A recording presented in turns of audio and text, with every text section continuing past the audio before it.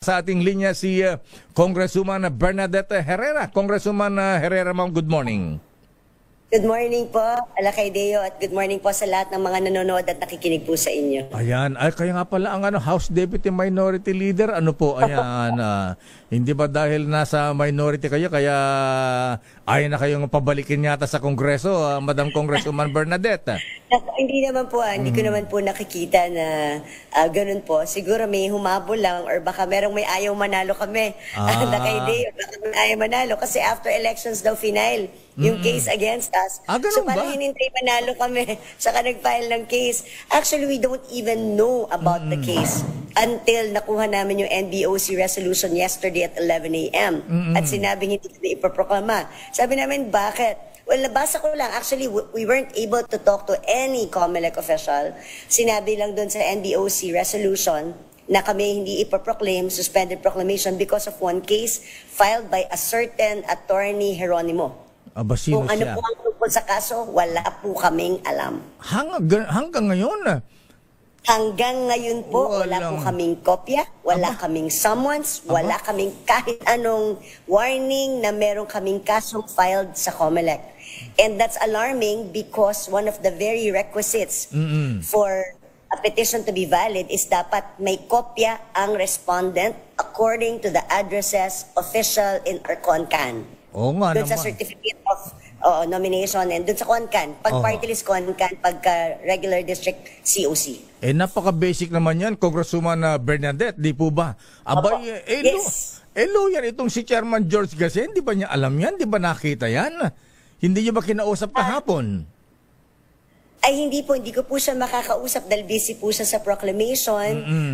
Hopefully makausap ko po siya within the next few days, but nag-file na po ako ng urgent motion to file a proclamation sa Bagong Henerasyon Party List at pinapaalam ko po sa kanila na kung ano man ang sinabi ng lawyer na nag-file ng petition, hindi po kami nakakatanggap ng kahit anong kopya up to this very day. Hindi po namin alam kung anong allegations meron kami. Kaya parang feeling ko yung due process namin na violate dahil kami mismo, pero pinatawang kami ng parusa sa isang bagay na wala kaming alam. Sinuspende ang aming proclamation sa isang bagay na wala po kaming kaalam-alam. Tsaka hindi lang yan, Congresswoman Bernadette Herrera, Mama. Alam natin na ito'y panawagan ni Chairman Garcia noong before election. Nasabi niya yung mga may petition for disqualification, mga ganyan, hindi announce, hindi iproproklama. Ayan, hanggang hindi na resolba. Pero ito pala ay after election na. Ayan, kahapon lang. Aba. But alam mo, parang hindi ko po alam kung kailan final, but definitely it's after elections. Sabi, yun lang nakuha kong information na it was filed after elections, but hindi ko rin po sure kasi wala po kaming kopya. Sinabi lang sa amin kung sino yung abogado. Nakalagay lang SPA something and then attorney Russell Geronimo. So yan lang po ang finalo. Wala rin nakalagay kung ano ba ang violate namin, anong allegations. Basta na lang sinabing may serious allegations. How can something be serious when we are not even able to answer? Miss Elaine, ayan, subukan tawagan si Chairman George Garcia, ha? Ayan, makipag face-to-face sa beauty ni Congresswoman Bernadette Herrera ngayong umaga, ha? Abay, nakapagtaka, hindi nyo pala alam yan. Opo, hindi po kami talaga nabigyan ng kopya. Kaya ang sinasabi namin, may jurisdiction na ba on the person? Kasi wala kaming kopya ng kahit anong summons or wala, as in at all. Kaya in the dark po kami kung ano yung kaso laban sa amin. Ayan, lutoking try mo nga si Chairman Garcia. Ayan, baka hindi na busy. Ayan. So, at saka dalawa lang kayong hindi na i-proclaim, pati ang Duterte Youth, saka Bagong Henerasyon. Dahil ba sa, hindi kayo dahil kayo ay nasa oposisyon? Hindi na. Nasa minority po kami, yes. Pero, alam mo, well, hindi ko kasi masabi kung ano yung motibo behind the case because I haven't seen it. Kaya hindi ko man lang malaman kung saang corner ng mundo yung petition. Kung hindi ko alam kung paano kami lalaban dahil wala talaga kaming kopya. We don't even know anong section ng violate namin. Pero basta isa lang alam ko at kaya confident ako at nakikita mo ako nangangiti kasi wala naman po kaming violate na kahit anong election laws. And I'm very confident about that. Ayan. News Center, nakikinig ba kayo? Ayan, may tumatawag ba ka sa COMELEC, kay Chairman? Ayan, tutulog yata sa pansitan ng mga ito. Uy, asan na kayo? Ayan, News Center. Ayan, nawala lang si Malo Cabral.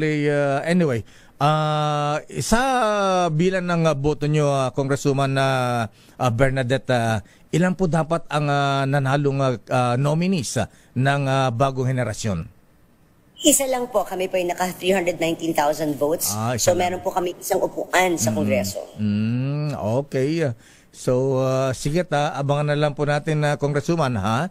Ayan, dahil wala pa si Chairman. Anyway, baka pagka nakontak natin, mag-monitor lang kayo, Congresswoman, ma'am. Ayan. So, anyway. Sige pa, thank you pa. Thank you.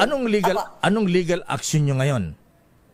Well, number one, nag-file na kaming urgent motion to proclaim us. Final na po namin yun kahapon. Nag-email kami sa COMELEC, pinareceive din. Ngayon, papareceive po namin in person para po ma-proclaim kami kaagad. Kasi we gave them grounds na pwede nang i-dismiss outright yung petition for disqualification kasi yung number one requirement na dapat kami ay mabigyan ng kopya ay hindi nangyari.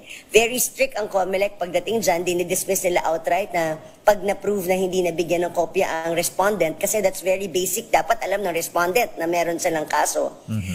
Dapat ma-dismiss na to outright. So I'm praying that COMELEC will dismiss this petition outright para nang sa ganun ma-proclaim na po kami kaagad. Dapat nga po na-dismiss nila, dapat hindi na po nila nabigyan ng due course ito kasi hindi kami nabigyan ng due process kasi wala po kaming anumang kopya until this very day. This very minute, this very hour po. Aga-aga sinisira ang beauty ng Congresswoman Bernadette Herrera. Well, ako po ay thank you for this opportunity para lang po malaman din po ng mga commissioners natin sa COMELEC na talagang hindi po kami nabigyan ng pagkakataon man lang na marinig. Saan po? So may technicality na po yung petition. So sana i-dismiss na po nila lahat. Congresswoman Bernadette Herrera, ma'am. Maraming salamat. Good morning and good luck. Ayan.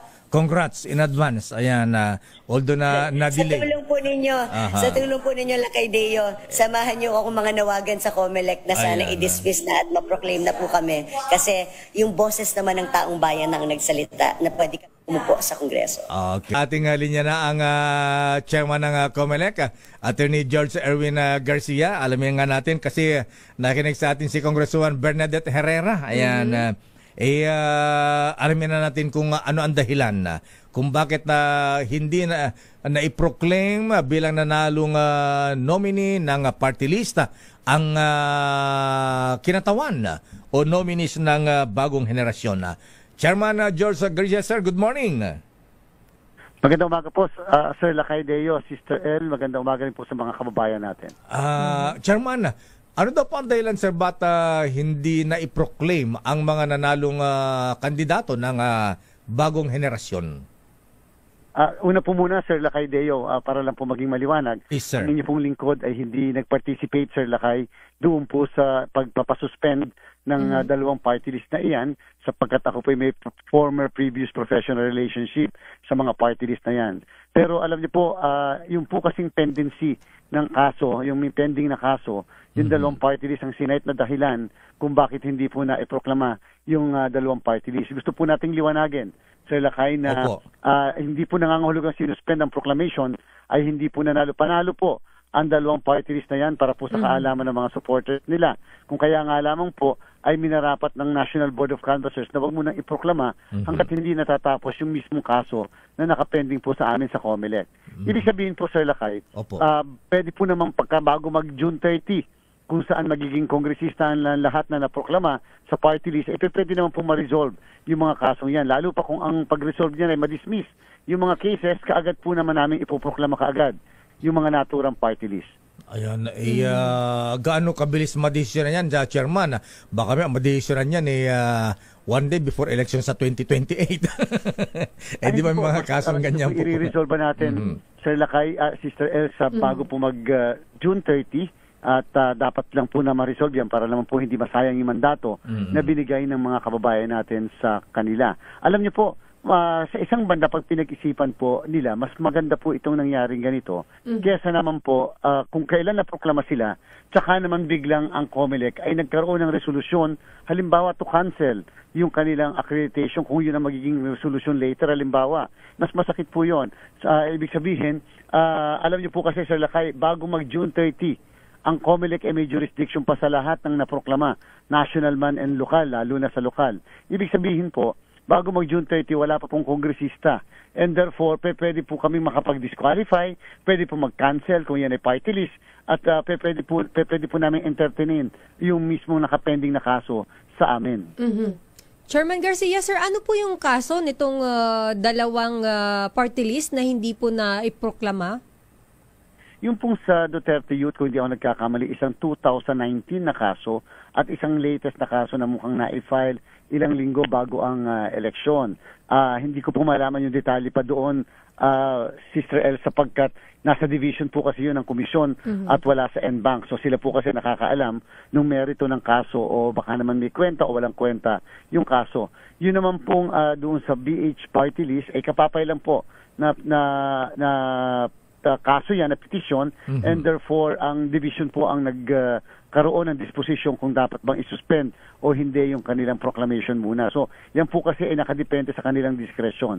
Ako talaga hindi ko nalaman kung ano yung pinaka-nature nung kaso na na-file. So maaari pong wala namang kwenta pala yan and therefore kaagad na madidesisyonan mismo ng COMELEC yung mismong mga kaso na yan. Kasi sabi ni Congresswoman Herrera kanina, Chairman Garcia, sa ma-interview namin, hindi namin alam na nagpetisyon pala laban sa amin. Para ang dating pa sabi niya. Tama po yan. In fact po, Sir Lakay, kung sakasakaling hindi ko naman pine-preempt ang aksyon ng ating division. Yes, sir. Isa po sa mga grounds talaga kung bakit ang isang petition ay nadidismiss ay kapag hindi po nag-copy furnish o hindi po nagbigay man lang ng notice doon sa mismong pinapailan ng kaso. So titingnan po natin yan.